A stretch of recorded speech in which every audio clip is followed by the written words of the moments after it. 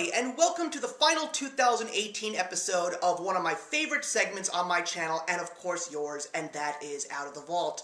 If you are new to my channel, welcome. It is a pleasure to have you, so we can sit down and once again have a wonderful discussion around a film from the magical world of Disney.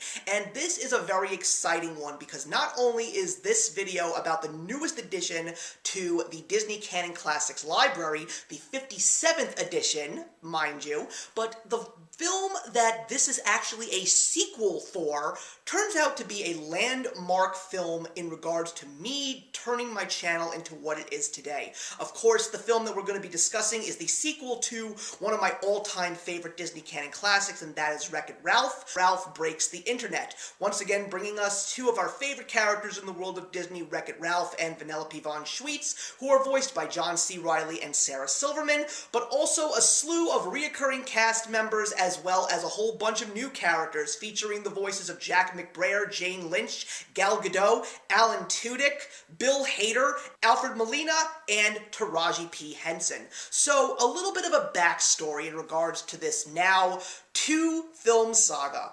Wreck-It Ralph was a Disney classic that I was so excited to see because of the fact that it was the first time that we were going to see video game culture in a new family-oriented film, particularly in the world of Disney.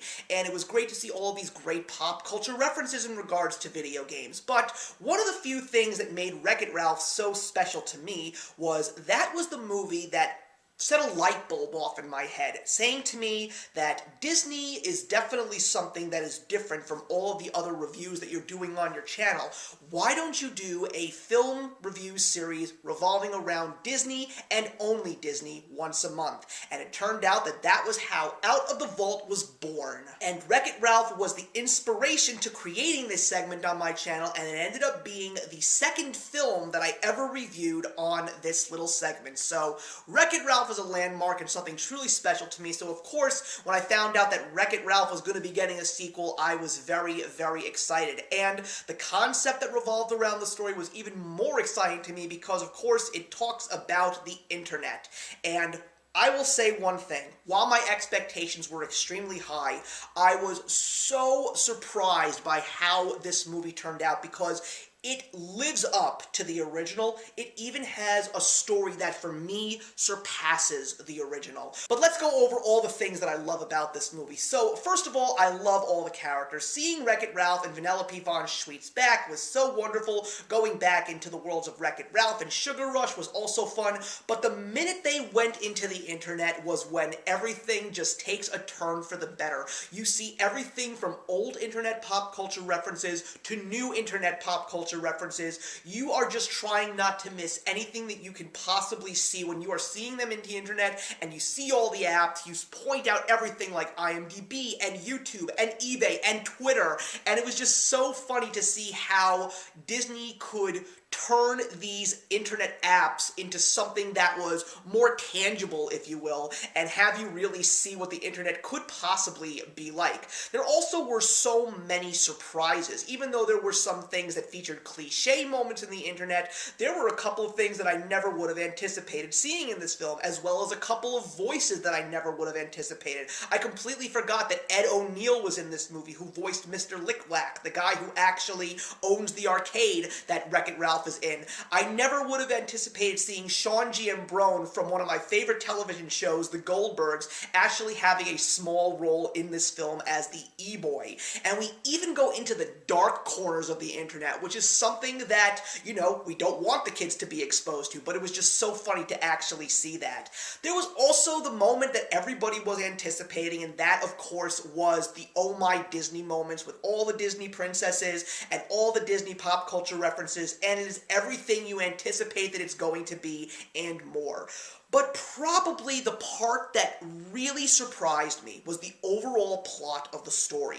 If there was one thing that I could say that was Wreck-It Ralph's weakness, the first one, of course, that is the plot. I mean, it's something that was definitely different in the world of Disney, but it wasn't necessarily something that we hadn't seen before.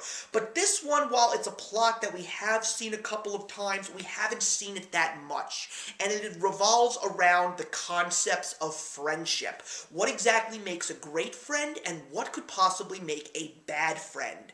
And you see that in the character development between Ralph and Vanellope, and it is real. It's not sugar-coated, excuse the pun there.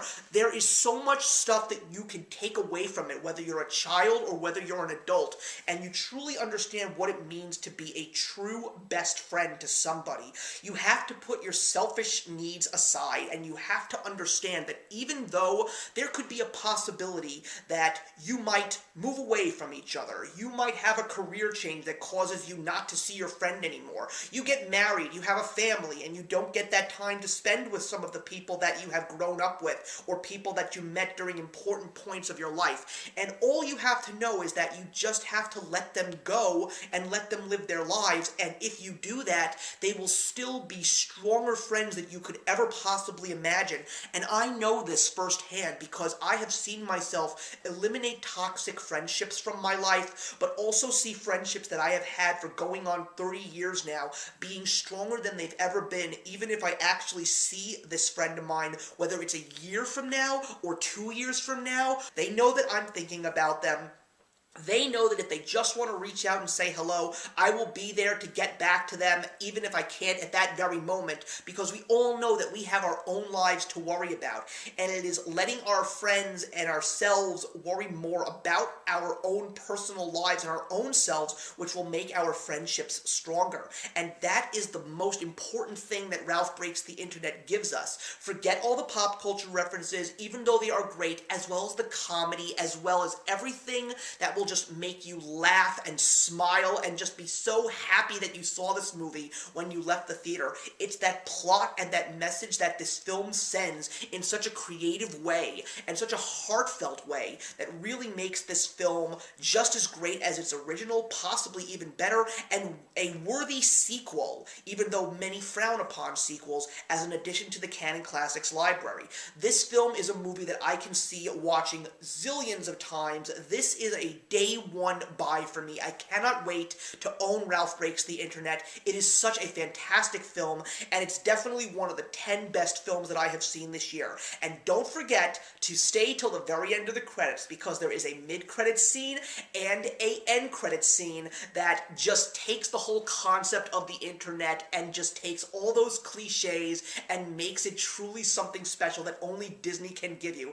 And also, try and look out for the Stan Lee cameo. Yes, I'll say that that's a little bit of a spoiler, but he's there. You just gotta find him, and especially considering the fact that we lost him this year, it's just a great thing to actually see, and it will make you smile. But I am going to be giving Ralph Breaks the Internet a perfect 4 stars out of 4. Thank you so much for watching, everybody. Please leave your comments in the box below, and let's discuss Ralph Breaks the Internet. And I also want to say thank you for another strong year of Out of the Vault. I'm so happy to see that this segment on my channel is still going strong, and I am so excited for another strong year of Disney, Pixar, and Studio Ghibli films to review for you. So until then, I will see you in the next one.